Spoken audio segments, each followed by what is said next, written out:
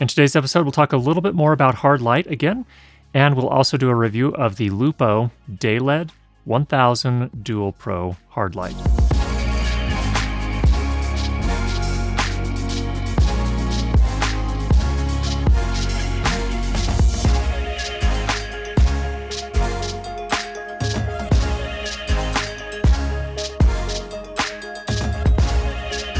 First of all, let's talk about the lighting design a little bit. Behind me, you can see we have a pattern on the wall.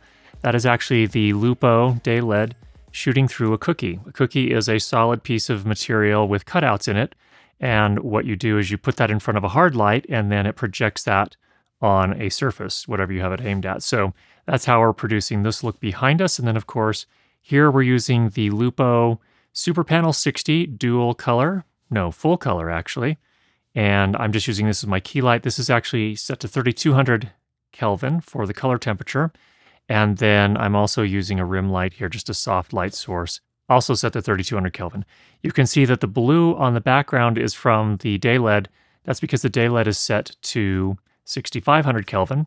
And because we have our camera white balanced to 3200 Kelvin to make the skin tones actually look like regular skin tones, that makes that 6500 Kelvin look very, very blue behind us. So we're kind of using that difference in color temperature to create an effect or a different color for us. All right, let's talk a little bit about hard light.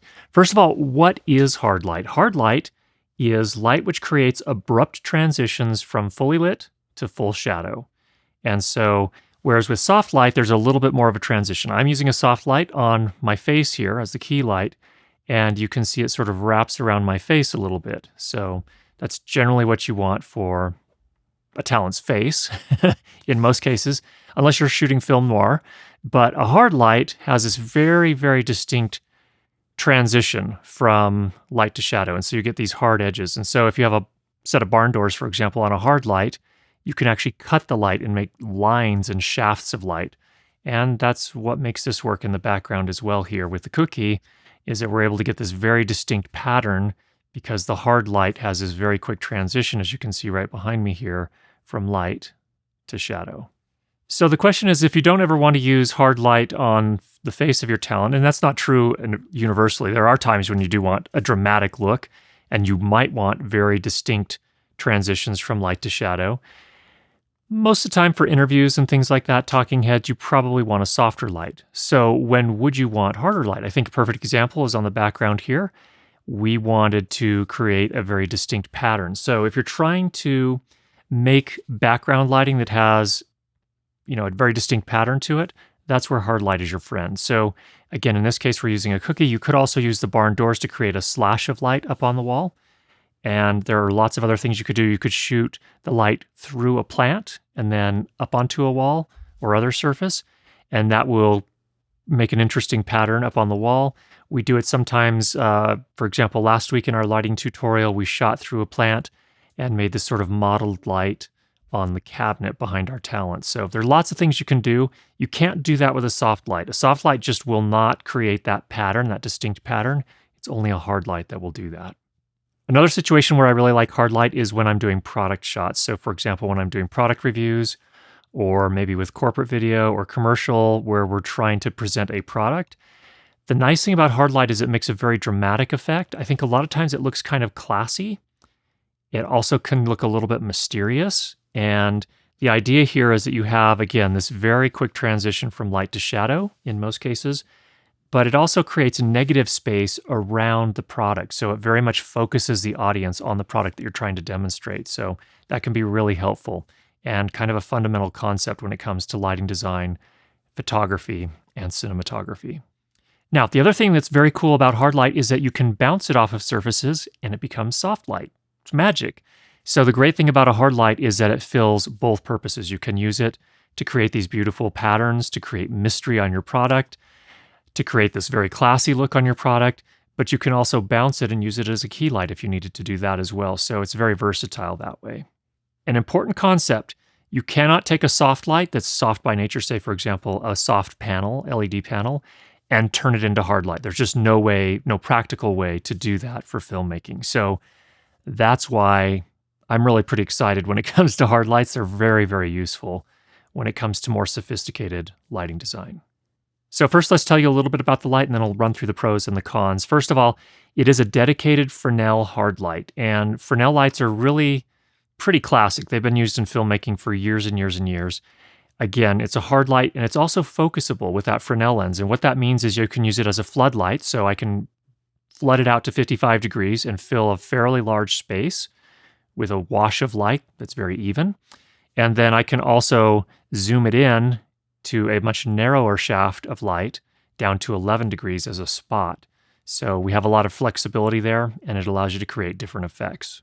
This is all achieved with a 6-inch or 15 centimeter Fresnel lens. It is a 110 watt COB light, so again, bicolor, which means you can tune it from 2800 Kelvin up to 6500 Kelvin in terms of color temperature, so down from a little bit lower than tungsten up to a little bit higher than daylight. So a very nice range that makes it very useful. Color quality is excellent on this light. We used our Sekonic C800 at 1 meter to get these readings here. And you can see here in terms of color quality, my favorite metric to refer to typically for color quality is SSI, which stands for Spectral Similarity Index. And when you put the light in tungsten, 3200 Kelvin, and we ran it through the Sekonic, we came back with an SSI of 85. Now, how this works. SSI, Spectral Similarity Index, essentially takes the readings of a light, the spectral output, the different colors of light that it outputs, and compares that to a reference standard. So a tungsten standard of 3200 Kelvin. So if I brought out a traditional tungsten light and I compared it to this light, this was actually a match with a score of 85, which means that very good color rendering. Typically what we're looking for is anything above 70 is definitely usable. When you get up into the 80s, it's usually excellent. So we're in really pretty good shape here. When you go into 5500 Kelvin daylight, you get an SSI score of 74. Now that's really pretty typical for LED lights. It's actually, I would say, in the very good range for LED lights. It'd be nice to see it a little bit higher, but there have been, I think the highest daylight LED SSI score I've ever seen was probably a 75. So this is really pretty close to that range. Once you start dipping down into the 60s, you're likely to start seeing color rendering errors. That is, things that should be a certain color, when you shoot them with your camera, will actually come out a different color than expected. And so things get a little wonky there, and it makes it much more difficult to get the look you're going for. In this case, solid color quality.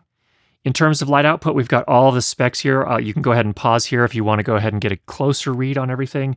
We've got CRI if you're into that. We have TLCI if you're into that. We have TM30 if that's your thing.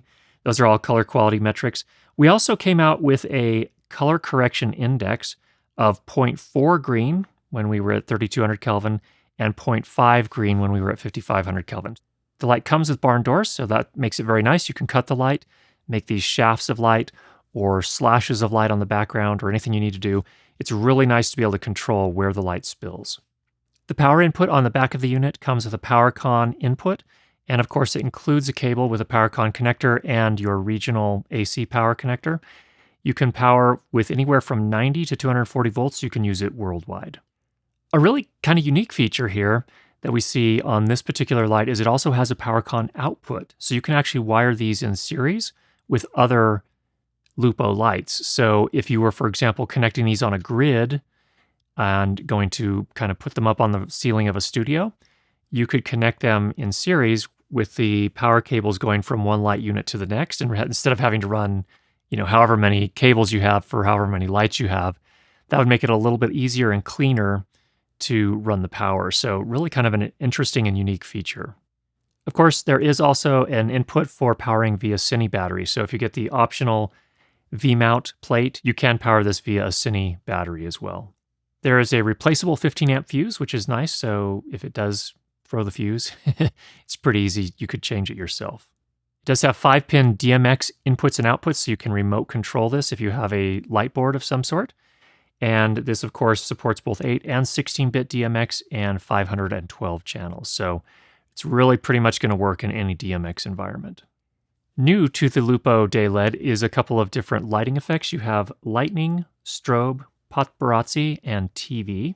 So those can be useful if you're looking for some interesting effects. Now, I've been using Lupo lights for about 4 years now. I got my first one about 4 years ago, and they are rock solid in terms of their build. They're made out of a technopolymer, which is a It's a fancy name for a really high-grade plastic, but this plastic is super, super tough, and of course the yoke is also made out of metal, and it's probably the most solid Fresnel light I've ever used. I think it's probably even more solid and durable than like the Airy lights, because if you dropped one of those, they would dent up. This isn't even going to dent. It's going to be fine. So really incredible build quality on the Lupo Dayled. We also did a flicker test, and we did not detect any sort of flicker. We dimmed down to 25%, dropped our shutter angle to 11.2 degrees, which is the equivalent of 1/785th of a second shutter speed, and we did not see any sort of flicker, so it looks like they've done a good job there as well. So if you are going to do something a little bit unusual in terms of the faster shutter speeds, you should be in good shape as far as flicker is concerned. Now, no product is perfect. Let's talk through a few cons. First of all, the barn doors. They're very solid quality. They are removable in kind of the typical fashion where you have a hook at the top that allows you to take the unit out and you can just remove them all together if you want to put a softbox on, for example. The one thing that was a little bit weird with them is that I did get this weird notch pattern at the ends, and so that was a little bit frustrating.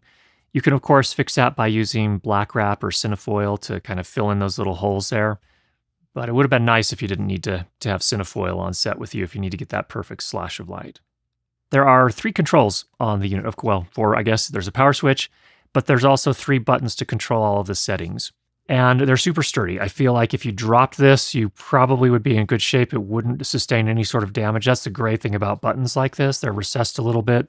The not so great thing is that when I was trying to change the color temperature and really dial it into an exact Kelvin setting, it's a little bit funky because you press and hold the button and it goes slowly at first and then it quickly ramps up to a higher speed. And I kept missing the setting that I was trying to do, so I had to kind of go back and forth until I was able to triangulate it on the setting I wanted. There are a couple of filter settings you can use to change the speeds, but again, it works. It's not a problem. I just like dials sometimes because they're a little bit easier to really hit the setting you're going for. It's a minor complaint. As we mentioned before, there is a bit of a magenta cast, a little bit stronger than I would have liked to see, but we just have this light for a couple of weeks so far, so we haven't put a lot of hours on it. What happens with LED lights over time is they tend to go more and more green, so that magenta cast will start to disappear as we get more hours on this light. Just something you need to know out of the gate. And then one final kind of nitpicky thing is that the fan is a little bit louder than I would like. Fortunately, with a Fresnel light, I don't typically use those in really close to the talent or the microphone.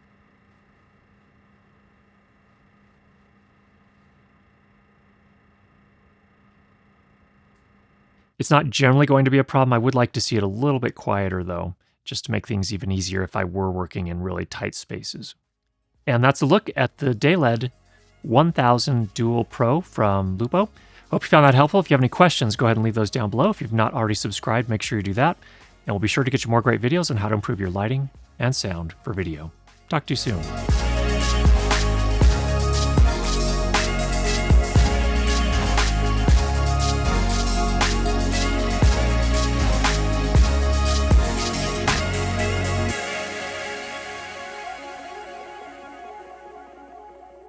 Pro 1000. I got this name totally botched up, and we're going to do this over.